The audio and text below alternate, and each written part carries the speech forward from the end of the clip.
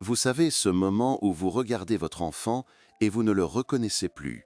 Ce moment où vous cherchez dans ses yeux cette lumière que vous avez toujours connue et vous ne trouvez que de l'ombre. Ce moment où vous murmurez son nom dans vos prières et vous sentez que quelque chose d'invisible le retient loin de vous, loin de Dieu, loin de tout ce qui est bon et vrai. Vous n'êtes pas seul dans cette douleur. Vous n'êtes pas le premier parent à sentir que votre enfant est sous attaque. Et aujourd'hui, je vais vous révéler la prière qui peut tout changer. Il y a une bataille qui se déroule en ce moment même. Une bataille que vous ne pouvez pas voir avec vos yeux naturels, mais que votre cœur ressent profondément. Votre enfant, ce petit être que vous avez porté dans vos bras, que vous avez veillé pendant les nuits fiévreuses, que vous avez consolé après chaque chute, est devenu le terrain d'une guerre spirituelle. Et vous le savez, vous le sentez dans votre âme. Quand il rentre tard et évite votre regard, quand elle ferme sa porte et refuse de vous parler, quand les mots deviennent des armes entre vous, quand le silence devient plus lourd que n'importe quel cri. Mais écoutez-moi bien, ce que vous voyez n'est pas votre enfant, c'est l'ombre qui l'enveloppe, c'est l'attaque qui cherche à le détruire. Et Dieu m'a mis dans votre chemin aujourd'hui pour vous dire qu'il y a une issue. Il y a une prière si puissante, si ancrée dans la vérité éternelle, qu'elle peut briser toutes les chaînes qui retiennent votre enfant captif. Pensez à ce moment où vous avez réalisé que quelque chose n'allait pas. Peut-être c'était il y a des mois, peut-être c'était hier soir. Ce moment où vous avez vu votre enfant changer sous vos yeux. Ces nouveaux amis qui ne vous regardent jamais dans les yeux. Cette musique qui résonne dans sa chambre et qui porte des paroles qui vous font frissonner. Ces nuits où il ne rentre pas. Ces matins où elle refuse de se lever. Cette colère qui explose pour rien. Cette tristesse qui l'engloutit et qu'il refuse de partager avec vous. Vous avez essayé de parler, vous avez essayé de comprendre, vous avez essayé de vous rapprocher. Mais c'est comme s'il y avait un mur invisible entre vous et votre enfant. Un mur que vous ne pouvez pas escalader, que vous ne pouvez pas détruire avec vos propres forces. Et la nuit, quand la maison dort, vous restez éveillé, vous priez, vous pleurez, vous demandez à Dieu pourquoi. Pourquoi votre enfant? Pourquoi maintenant? Qu'est-ce que vous avez fait de mal? Mais laissez-moi vous dire quelque chose que vous devez graver dans votre cœur. Ce n'est pas de votre faute. L'ennemi ne vous attaque pas parce que vous avez échoué. Il vous attaque parce qu'il voit la lumière en votre enfant. Il voit le potentiel. Il voit l'avenir glorieux que Dieu a préparé. Et il veut le détruire avant que cette destinée se réalise. Votre enfant est précieux. Votre enfant porte en lui une semence divine. Et l'ennemi le sait mieux que personne. Dans l'Évangile, Jésus nous dit que le voleur ne vient que pour voler, égorger et détruire. C'est exactement ce qui se passe avec votre enfant en ce moment. Le voleur est venu. Il est entré par la porte que votre enfant a laissée ouverte. Peut-être par la curiosité, peut-être par la douleur, peut-être par le désir d'appartenir à quelque chose. Et maintenant, le voleur cherche à voler la joie de votre enfant, à égorger sa foi, à détruire son avenir. Mais Jésus continue et dit quelque chose de magnifique.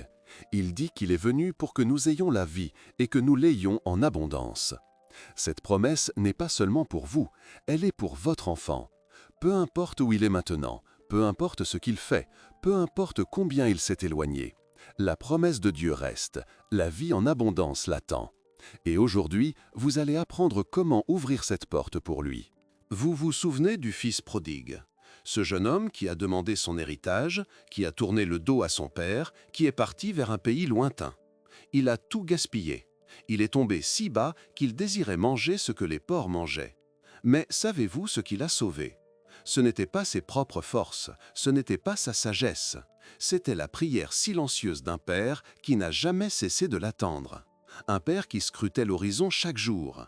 Un père qui gardait la meilleure robe, l'anneau et les sandales prêts pour son retour. Vous êtes ce père, vous êtes cette mère, et votre enfant reviendra. Mais vous devez comprendre quelque chose de fondamental. Vous ne pouvez pas forcer votre enfant à revenir, vous ne pouvez pas le manipuler, vous ne pouvez pas le contrôler. Mais vous pouvez prier, et votre prière a un pouvoir que vous ne pouvez même pas imaginer. Votre prière monte comme un encens devant le trône de Dieu. Votre prière active les anges. Votre prière brise les forteresses spirituelles qui retiennent votre enfant captif. Il y a une vérité que l'ennemi ne veut pas que vous sachiez. Votre autorité spirituelle sur votre enfant est immense. Dieu vous a donné ce pouvoir le jour où votre enfant est né.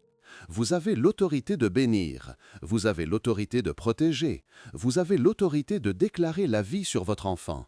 Et quand vous priez avec cette autorité, les cieux s'ouvrent, les chaînes se brisent, les ténèbres reculent. Mais il y a une façon de prier. Il y a des mots qui portent en eux la puissance de l'Esprit Saint. Des mots qui ont été priés par des saints pendant des siècles. Des mots qui ont libéré des milliers d'enfants de l'emprise du mal. Et ces mots, je vais vous les donner aujourd'hui. Avant de vous révéler cette prière, vous devez comprendre quelque chose. La prière n'est pas une formule magique. Ce n'est pas un sort que vous lancez et tout change instantanément. La prière est une communion avec Dieu. C'est une ouverture de votre cœur. C'est une déclaration de foi. Et c'est cette foi qui déplace les montagnes. Quand vous priez pour votre enfant, vous devez croire que Dieu vous entend. Vous devez croire qu'il agit. Vous devez croire que rien n'est impossible pour lui. Pensez à la femme cananéenne dans l'Évangile. Sa fille était tourmentée par un démon. Elle est venue à Jésus et elle a crié, elle a supplié. Et même quand Jésus semblait l'ignorer, elle n'a pas abandonné. Elle a continué, elle a insisté. Et Jésus a dit quelque chose de remarquable. Il a dit que sa foi était grande. Et à cause de cette foi, sa fille a été guérie à l'instant même. Votre foi est la clé. Votre foi ouvre les portes du ciel. Votre foi met Dieu en mouvement. Et même si vous ne voyez pas encore les résultats, même si votre enfant semble aller de mal en pis, vous devez continuer à croire. Vous devez continuer à prier. Vous devez continuer à déclarer la victoire. Maintenant, écoutez attentivement. Je vais vous donner la prière. Mais avant, je veux que vous fassiez quelque chose. Fermez les yeux un instant. Visualisez votre enfant. Voyez son visage. Rappelez-vous les moments de joie. Rappelez-vous son rire d'enfant. Rappelez-vous ses rêves. Et maintenant, voyez-le libéré. Voyez-le sourire. Voyez-le revenir à la maison. Voyez-le s'agenouiller devant Dieu. Gardez cette image dans votre cœur, parce que c'est cette image qui deviendra réalité. La prière commence par l'invocation du nom le plus puissant, le nom devant lequel tout genou fléchit, au ciel, sur la terre et sous la terre, le nom de Jésus-Christ.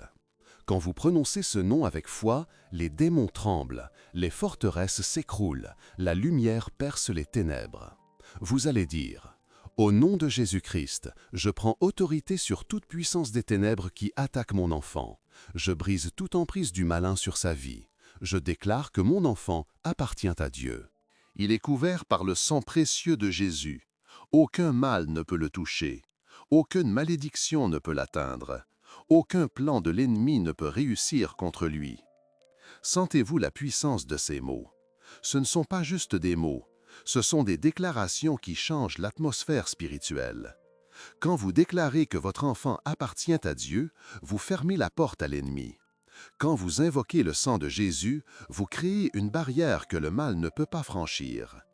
Quand vous brisez l'emprise, vous libérez votre enfant de chaînes invisibles mais très réelles. Continuez la prière. « Seigneur Jésus, je te confie mon enfant. Je le place entre tes mains. Tu es le bon pasteur qui laisse les 99 brebis pour aller chercher celle qui est perdue. Mon enfant est perdu en ce moment, mais tu sais où il est. Tu connais ses pas. Tu vois ses larmes cachées. Tu entends les cris silencieux de son cœur. Va le chercher, Seigneur. Ramène-le à la maison. Ramène-le à toi. » Vous voyez la beauté de cette prière? Vous reconnaissez que vous ne pouvez pas sauver votre enfant par vous-même. Vous remettez votre enfant entre les mains du celle qui peut vraiment le sauver. Et Jésus, le bon pasteur, promet qu'il ira chercher la brebis perdue. Il la portera sur ses épaules, il la ramènera au bercail. Votre enfant n'est pas trop loin, il n'est jamais trop loin pour Jésus. Puis vous allez prier pour la protection. « Père céleste, envoie tes anges pour entourer mon enfant, qu'ils forment un mur de feu autour de lui. Qu'il le protège de tout accident, de toute mauvaise influence, de tout piège de l'ennemi. Que les anges gardent ses pas et le guident vers la lumière. Que chaque fois que l'ennemi essaie de l'attirer plus profondément dans les ténèbres, les anges interviennent et bloquent le chemin. Les anges sont réels, ils sont des serviteurs de Dieu envoyés pour nous aider.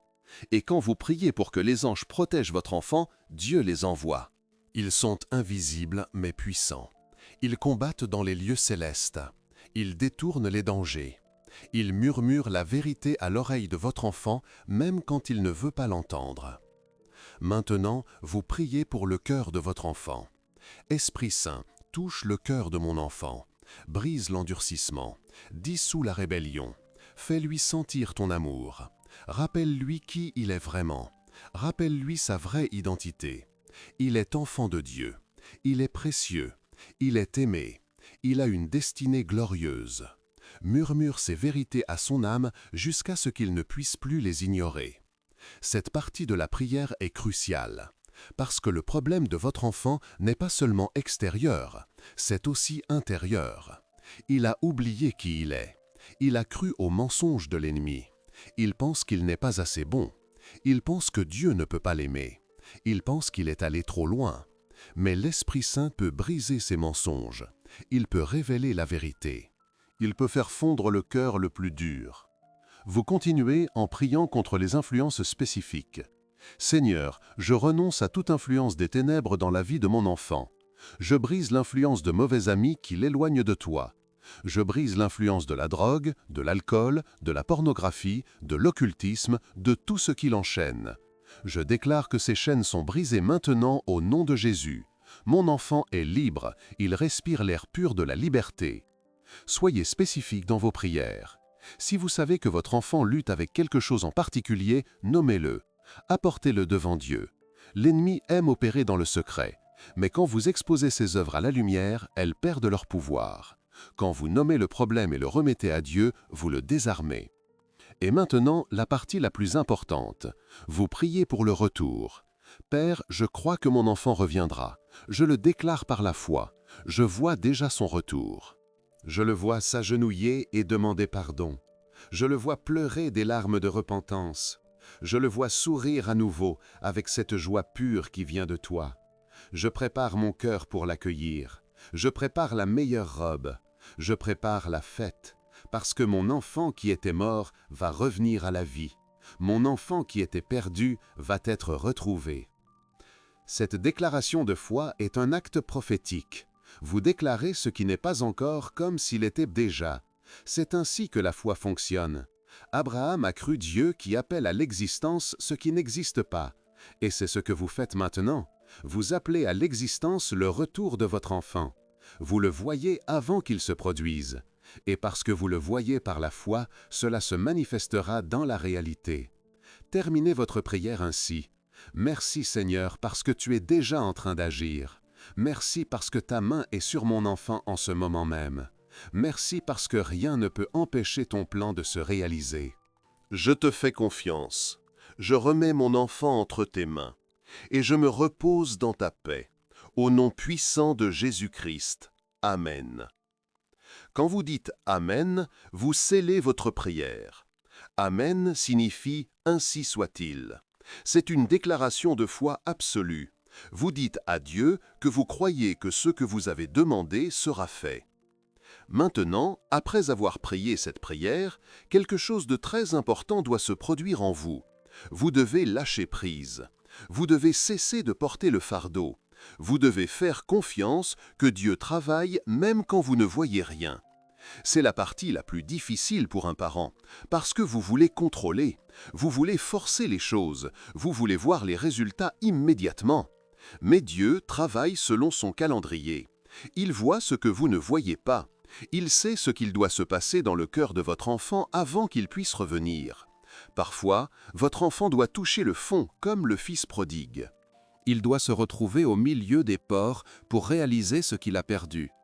Et Dieu, dans sa sagesse infinie, permet cela, non pour punir, mais pour sauver. Votre rôle maintenant est de rester dans la foi, de continuer à prier cette prière chaque jour, de déclarer la victoire même quand les circonstances disent le contraire, de garder la porte de votre cœur ouverte, d'être prêt pour le retour. Et il y a quelque chose d'autre que vous devez faire. Vous devez pardonner à votre enfant à l'avance.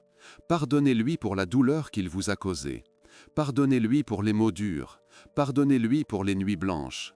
Pardonnez-lui pour avoir brisé votre cœur. parce que ce pardon créera un espace pour que la grâce de Dieu opère. Le pardon est une clé qui ouvre les portes du ciel. Jésus nous enseigne que si nous ne pardonnons pas aux autres, notre Père céleste ne nous pardonnera pas non plus. Et si vous voulez que Dieu déverse sa miséricorde sur votre enfant, Vous devez d'abord ouvrir votre propre cœur au pardon. Libérez votre enfant de votre jugement. Libérez-le de vos attentes. Aimez-le inconditionnellement comme Dieu vous aime. Cela ne veut pas dire que vous approuviez son comportement. Cela ne veut pas dire que vous fermiez les yeux sur le mal. Cela veut dire que vous séparez votre enfant de ses actions.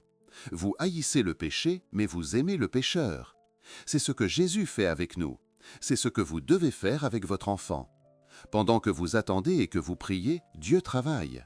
Il touche le cœur de votre enfant de manière que vous ne pouvez pas imaginer. Peut-être qu'un ami va lui parler. Peut-être qu'il va vivre une expérience qui va le réveiller. Peut-être qu'il va se retrouver dans une situation où il n'aura pas d'autre choix que de crier à Dieu. Et à ce moment-là, Dieu sera là. Parce que Dieu a toujours été là. Il attend que votre enfant ouvre son cœur. vous devez aussi faire attention à ne pas devenir un obstacle. Parfois, les parents, dans leur désespoir, deviennent trop insistants. Ils harcèlent leur enfant avec des sermons. Ils lui envoient des messages culpabilisants. Ils pleurent devant lui en espérant le manipuler émotionnellement. Mais cela ne fonctionne jamais. Cela crée seulement plus de distance. Au lieu de cela, soyez une présence de paix. Soyez une lumière silencieuse. Montrez par votre vie ce que signifie vivre avec Dieu. Ne prêchez pas avec des mots. Prêchez avec votre joie, prêchez avec votre paix, prêchez avec votre amour inconditionnel. Laissez votre enfant voir que Dieu est bon à travers vous. Il y aura des moments de doute, des moments où vous vous demanderez si vos prières servent à quelque chose, des moments où vous verrez votre enfant faire des choix encore plus destructeurs. Et à ces moments-là, vous devrez vous cramponner à votre foi. Rappelez-vous les promesses de Dieu, rappelez-vous qu'il est fidèle. Rappelez-vous que ce qui est impossible pour les hommes est possible pour Dieu. Lisez les témoignages d'autres parents qui ont prié et qui ont vu leurs enfants revenir. Il y en a des milliers. Des enfants qui étaient dans la drogue et qui sont maintenant libres. Des enfants qui avaient abandonné leur foi et qui sont maintenant des serviteurs de Dieu. Des enfants qui étaient en prison et qui sont maintenant des témoins vivants de la puissance de Dieu. Ces témoignages ne sont pas des exceptions. Ce sont des preuves que Dieu entend les prières des parents. Et votre enfant sera le prochain témoignage. Un jour, vous raconterez votre histoire. Vous direz comment vous avez prié, comment vous avez cru, comment vous avez attendu, et comment Dieu a fait ce que vous pensiez impossible. Votre histoire donnera de l'espoir à d'autres parents qui traversent la même épreuve. Maintenant, je veux vous parler d'une dimension souvent négligée, la dimension communautaire. Vous ne devez pas porter ce fardeau seul. Trouvez d'autres croyants qui peuvent prier avec vous. Rejoignez un groupe de prière. Demandez à votre Église de porter votre enfant dans la prière. Quand 2 ou 3 sont rassemblés au nom de Jésus, il est au milieu d'eux. Et quand plusieurs personnes prient ensemble, il y a une puissance multipliée. Jésus dit que si 2 personnes s'accordent sur la terre pour demander quelque chose, cela leur sera accordé par le Père céleste. Accordez-vous avec d'autres croyants, priez ensemble, jeûnez ensemble si possible. Le jeûne et la prière combinés ont un pouvoir extraordinaire pour briser les forteresses spirituelles les plus tenaces. Il y a aussi une chose que vous pouvez faire, consacrez votre maison à Dieu. Passez dans chaque pièce avec de l'huile d'onction si vous en avez. Priez sur les murs, chassez toute présence des ténèbres. Déclarez que votre maison appartient à Dieu. Mettez des croix, des images saintes, des Bibles ouvertes. Créez une atmosphère spirituelle qui repousse le mal et attire la présence de Dieu. Quand votre enfant entrera dans cette maison, il sentira quelque chose. Il ne pourra peut-être pas l'expliquer, mais il sentira la paix, il sentira l'amour, il sentira la présence de Dieu. Et cette atmosphère commencera à travailler dans son cœur. Priez aussi sur les objets de votre enfant, sa chambre, son lit, ses vêtements. Pas de manière superstitieuse, mais avec foi. Demandez à Dieu de sanctifier ces objets. Demandez que même quand votre enfant dort, Dieu lui parle à travers des rêves. Dieu utilise les rêves pour toucher les cœurs endurcis. Joseph a été dirigé par des rêves. Les mages ont été avertis dans un rêve. Dieu peut parler à votre enfant pendant son sommeil. Et priez pour vous-même. Demandez à Dieu de vous donner la sagesse, de vous montrer comment interagir avec votre enfant, quand parler et quand se taire, quand agir et quand attendre. Vous avez besoin de discernement. Vous avez besoin de la guidance du Saint-Esprit. Chaque situation est unique, chaque enfant est différent. Ce qui fonctionne pour un parent ne fonctionnera pas nécessairement pour vous. Dieu vous connaît, il connaît votre enfant et il a un plan spécifique pour votre situation. Restez connecté à lui, passez du temps dans sa présence, lisez sa parole, écoutez sa voix. Il vous guidera pas à pas. Maintenant, imaginez ce jour, le jour où tout change. Vous êtes à la maison, peut-être que vous priez, peut-être que vous pleurez, et soudain, vous entendez la porte s'ouvrir, vous entendez des pas, et vous voyez votre enfant. Mais quelque chose est différent. Ses yeux sont différents. Il y a des larmes, mais ce sont des larmes de libération. Il s'approche de vous, il tombe dans vos bras, et il dit les mots que vous attendiez depuis si longtemps. « Je suis désolé. Aide-moi. Je veux rentrer à la maison. » Ce moment viendra. Croyez-le, déclarez-le, vivez dans cette attente. Et quand ce moment viendra, souvenez-vous de tout ce que vous avez traversé. Souvenez-vous de chaque prière. Souvenez-vous de chaque larme. Parce que tout cela n'aura pas été en vain. Tout cela aura servi à forger votre foi, à approfondir votre relation avec Dieu, à vous préparer pour le miracle. Et ce miracle ne bénéficiera pas seulement à votre enfant, il bénéficiera à toute votre famille. Il restaurera la paix dans votre maison, il guérira les blessures, il reconstruira les ponts.